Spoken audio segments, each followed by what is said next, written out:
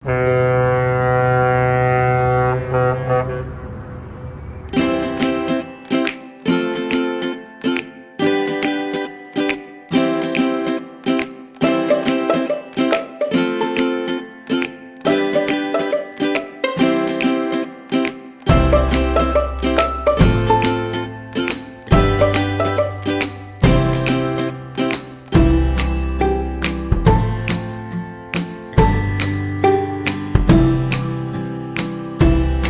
our last episode, we sanded down the fiberglass in the bilge and removed the damaged areas. When that was done, we hosed everything down and made sure there was no trace of fiberglass dust anywhere.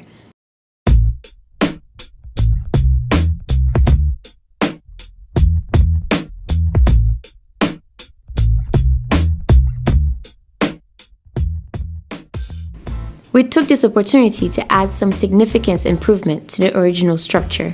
We reinforced the 3 original cross braces called floors, tripling the structural thickness and added 5 additional floors to support the keel and to provide some much needed stiffness to the hull.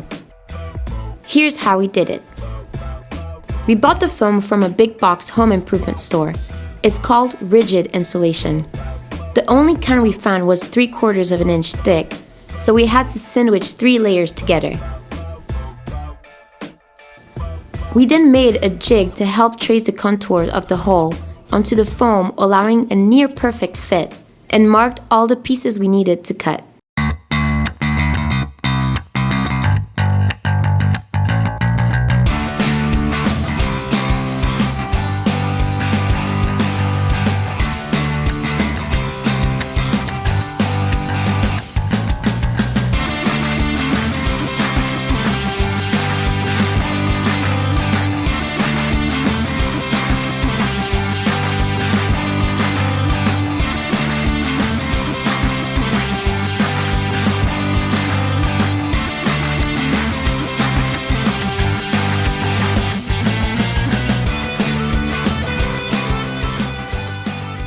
We mixed the epoxy with the thickener and glued the foam to the hull. These will act as molds to form the fiberglass over.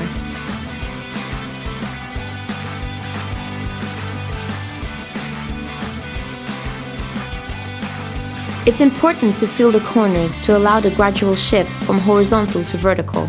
And of course, make sure everything stays aligned and level the first time. We're not going to do that again.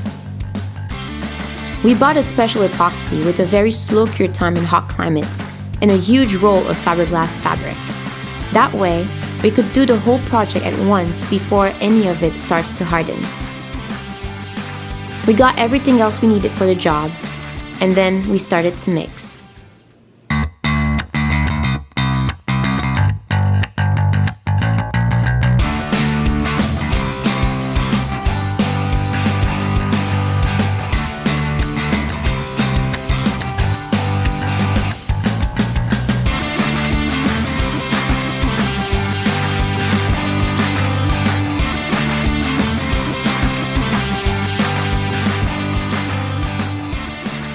This mix requires a 2-to-1 ratio and came out like a honey texture. After cutting all the different pieces of fiberglass to their appropriate shape, we mixed small batches of epoxy at a time. I wetted out each piece. By the way, wax paper is great. It doesn't absorb epoxy, so you don't have to worry about destroying your counters. But of course, after a while, it's better to change the sheets because they get sticky.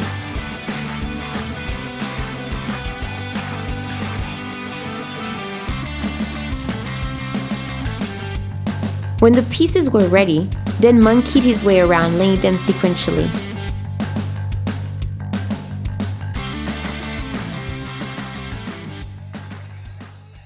Gotta make sure all the air bubbles are out. Find it's easier to work it with my hands than it is to try to use the fancy little $20 roller that we bought for no reason. That's where latex gloves come in handy.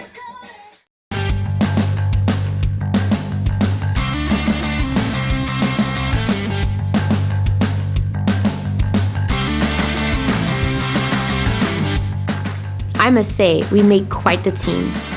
Then even got to practice some good yoga poses. In the end, We laid over 60 pounds of fiberglass matting and mixed over 10 gallons of epoxy. Once the application was done, all we had to do is let it sit and cure. We were exhausted and ready for a long and well-deserved beauty sleep.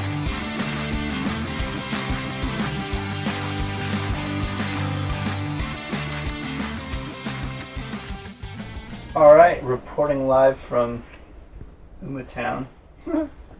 It's 11:30 at night, and this is the last piece of fiberglass that we have to put down. We started at 7 o'clock this morning, but I think it's worth it. It looks good. Everything turned out pretty well, and we are excited to be done. So, now we get to go shower, drink some wine, and go to bed.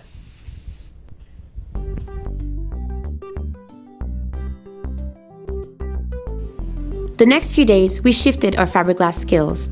We glassed the cabin sole pieces back together and sealed the exposed wood edges to prevent future rot.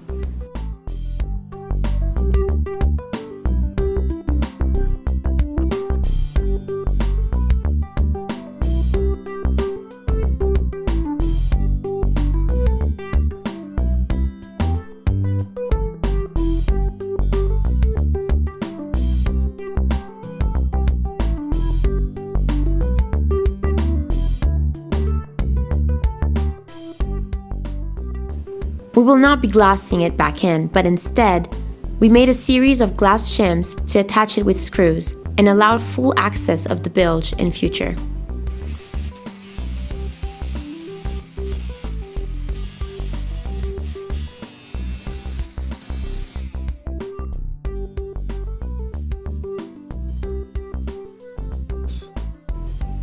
With everything ready, it was time to put the cabin sole back in.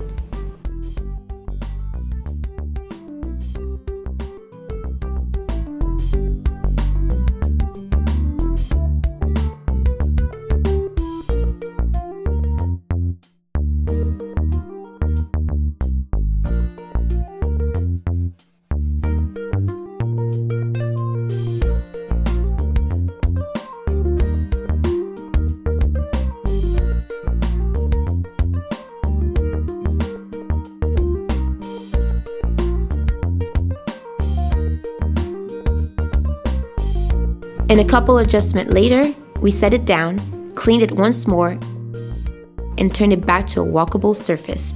Job done. It felt great to have a floor to walk on again after so many days balancing on the small boards perched across our bilge.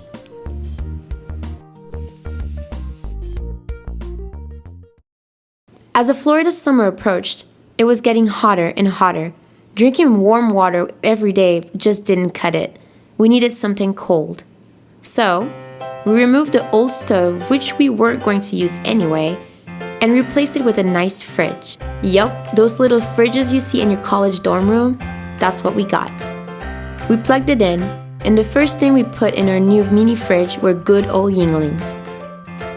Finally, we can now relax and enjoy a nice meal and cold beer. Cheers!